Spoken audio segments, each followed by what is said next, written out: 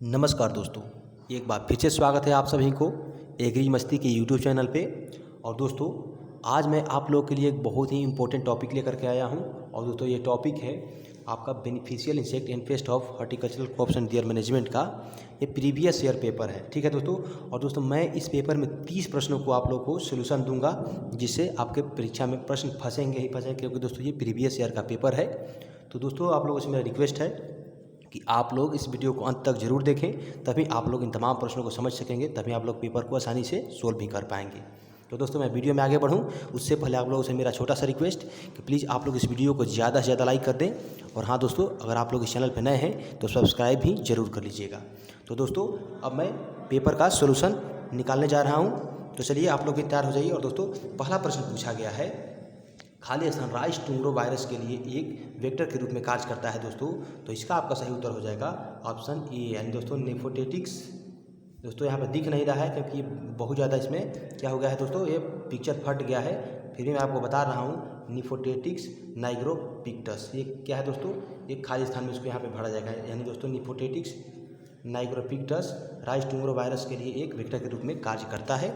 और दोस्तों, जो दूसरा प्रश्न है, दूसरा प्रश्न का आपका सही उत्तर हो जाएगा, जैसा कि प्रश्न में पूछा गया है, धान के पत्तों को अनियमित भक्षण किसके कारण होता है। तो दोस्तों, इसका आपका सही उत्तर हो जाएगा ऑप्शन डी, यानी दोस्तों टिड्डा के द्वारा होता है, ठीक है। और दोस्तों, 3 नंबर में जो प्रश्न पूछा गया है, प्रश्न है दोस्तों, रोपाई से पहले अंकुरन के सिरे को हटाना किस कीट की एक अच्छी प्रबंधन तकनीक है दोस्तों। तो इसका आपका सही उत्तर हो जाएगा ऑप्शन ए, यानी दोस्तों तना छेदक का। और दोस्तों, चौथा नंबर में जो प्रश्न पूछा गया है, चावल में सफ़ेद बाली खाली स्थान के हमले के कारण होती है। तो दोस्तों, इसका आपका सही उत्तर होगा ऑप्शन ए, यानी दोस्तों दाना छेदक के कारण क्या होता है दोस्तों, सफ़ेद बाली रोग होता है। और आगे है दोस्तों, 5 नंबर में जो प्रश्न पूछा गया है, वो है आपका प्रश्न है, चावल के तने के छेदक के खिलाफ खाली स्थान अंडा परजीवी छोड़ा जा सकता है दोस्तों। तो इसका आपका सही उत्तर हो जाएगा ऑप्शन सी। इसका सही उत्तर हुआ आपका ऑप्शन सी,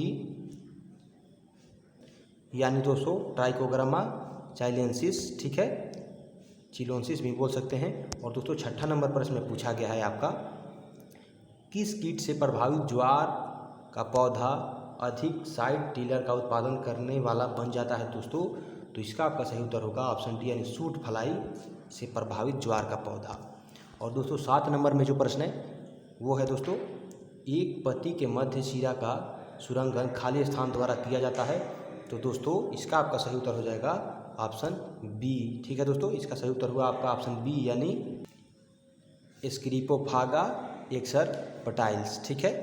और दोस्तों, 8 नंबर में जो प्रश्न पूछा गया है, इसका आपका सही उत्तर हो जाएगा दोस्तों। सबसे पहले प्रश्न देखिए, प्रश्न है दोस्तों, कैटेप हाइड्रोक्लोराइड का फार्मूलेशन में खाली स्थान उपलब्ध होता है दोस्तों। इसका सही उत्तर होगा आपका ऑप्शन यानी दोस्तों 10G क्या होता है, उपलब्ध होता है। और दोस्तों, 9 नंबर में जो प्रश्न पूछा गया है, पायरिला परप्यूसिला वाकर खाली स्थान का एक कीट है दोस्तों।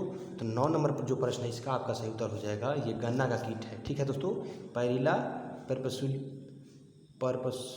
परपोसिला दोस्तों, ये जो है आपका गन्ना का कीट है, शुगर केन का कीट है। और दोस्तों, इंग्लिश में थोड़ा दिया हुआ है, तो हम लोग हिंदी मीडियम वाले हैं तो थोड़ा परेशानी हो जाता है, पर कोई बात नहीं, मैं आप लोगों को बोल बोल कर बता दे रहा हूँ दोस्तों। और आप लोग वीडियो का क्वालिटी बढ़ा लीजिएगा तो आप लोग को स्पष्ट देखने को मिल सकता है। और दोस्तों, आगे जो है एमालोरेसा डिप्रेसेला का उष्मायन अवधि खाली स्थान दिन होता है। तो दोस्तों, इसका आपका सही उत्तर हो जाएगा ऑप्शन डी, यानी 5 से 12 दिन होता है, ठीक है। इसमें 5 से 12 दिन को भरा जाएगा। और दोस्तों, आगे है 14 नंबर में, पेक्टिनोफोरा गोसिपिएला का खाली स्थान का कीट है दोस्तों। तो इसका सही उत्तर होगा ऑप्शन बी, यानी दोस्तों ये कपास का कीट है। कौन, पेक्टिनोफोरा गोसिपिएला, ये कपास का कीट है। और दोस्तों, 15 नंबर प्रश्न में जो पूछा गया है, प्रश्न दोस्तों, प्रवेश के छेद खाली स्थान कीट के उन लार्वा के मलमूत्र से बंद हो जाता है जो बीज के गुठली के अंदर खा रहे होते हैं। तो दोस्तों, इसका आपका सही उत्तर होगा ऑप्शन बी, यानी दोस्तों चीटीदार सूंडी, ठीक है। खाली स्थान में चीटीदार सूंडी को भरा जाएगा। और आगे है दोस्तों, ट्राइकोग्रामा चिलोनिस खाली स्थान का अंडा परजीवी नहीं है दोस्तों। तो इसका सही उत्तर हो जाएगा ऑप्शन यानी दोस्तों ये सोरगम सूट फ्लाई का अंडा परजीवी नहीं है। यहाँ तक तो दोस्तों क्लियर हो गया 16 नंबर तक। और दोस्तों 17 नंबर में जो प्रश्न पूछा गया है वो है आपका, कपास का कौन सा कीट रेशमी धागों से बंधी तुरही के रूप में पत्तियों को लपेटता है। तो दोस्तों इसका आपका सही उत्तर हो जाएगा ऑप्शन सी, यानी दोस्तों लिखा हुआ है सेलेप्टा ड्रोगाटा, ठीक है। और दोस्तों आगे 18 नंबर में जो प्रश्न में पूछा गया है, कपास के पत्तों में हॉपर बर्न खाली स्थान कीट के हमले के कारण होता है दोस्तों। तो ये किसके हमले के कारण होता है? लीफ हॉपर के हमले के कारण होता है। और आगे है 19 नंबर में है दोस्तों, लीफ कर्ल खाली स्थान द्वारा प्रेषित होता है दोस्तों। लीफ कर्ल किसके द्वारा प्रेषित होता है? लीफ हॉपर के द्वारा प्रेषित होता है। और दोस्तों 20 नंबर में जो प्रश्न है, इसका प्रश्न सबसे पहले पढ़ते हैं। प्रश्न में है दोस्तों, कपास के खाली स्थान कीट की संख्या बढ़ाने से रोकने के लिए गैर पसंदीदा पोषक फसलों जैसे ज्वार, रागी, मक्का आदि के साथ फसल चक्र को अपनाना चाहिए। दोस्तों खाली स्थान में आपका एफिड भरा जाएगा, ठीक है दोस्तों। यानी कपास के एफिड कीट की संख्या बढ़ाने से रोकने के लिए गैर पसंदीदा पोषक फसलों जैसे ज्वार, रागी, मक्का इत्यादि के साथ फसल चक्र को अपनाना चाहिए। जिससे क्या होगा दोस्तों, जो एफिड नामक कीट है उसका प्रकोप कम होता है। और दोस्तों 21 नंबर में जो प्रश्न है, इसका आपका सबसे पहले प्रश्न पढ़ते हैं तब उत्तर बताएंगे दोस्तों, क्योंकि पेपर में कल प्रश्न भी पूछा जाएगा। ये कोई पेपर सोल्यूशन नहीं है दोस्तों, ये प्रीवियस ईयर पेपर है, इसलिए आपको प्रश्न भी जानना जरूरी है। और दोस्तों 21 नंबर पर पूछा गया, लीफ हॉपर के नियंत्रण के लिए एक जैव नियंत्रण एजेंट का नाम बताइए। तो दोस्तों इसका आपका सही उत्तर हो जाएगा ऑप्शन सी, ठीक है दोस्तों। और ऑप्शन सी में दोस्तों क्या दिया हुआ है? क्राइसोपा क्रेनिया, ठीक है। यानी दोस्तों क्राइसोपा क्रेनिया यानी ऑप्शन सी सही उत्तर होगा।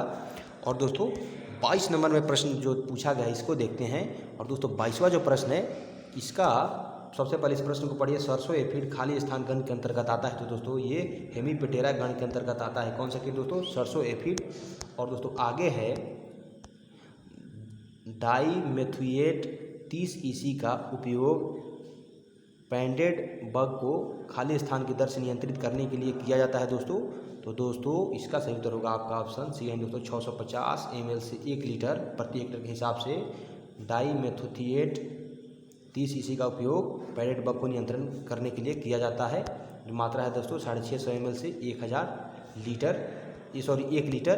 और दोस्तों आगे है जो 24 नंबर में प्रश्न है, और प्रश्न है दोस्तों, बगराडा क्रूसीफेरम खाली स्थान का कीट है दोस्तों। तो इसका सही उत्तर होगा आपका ऑप्शन बी है दोस्तों, क्रूसीफेरस फसलों का कीट है, क्योंकि दोस्तों नाम देखने से ही पता चल जाता है। और दोस्तों 25 नंबर में जो प्रश्न पूछा गया है, प्रश्न है दोस्तों आपका, अलसी गाल मक्खी के कारण नहीं दोस्तों, अलसी गाल मक्खी की हानिकारक अवस्था होती है दोस्तों।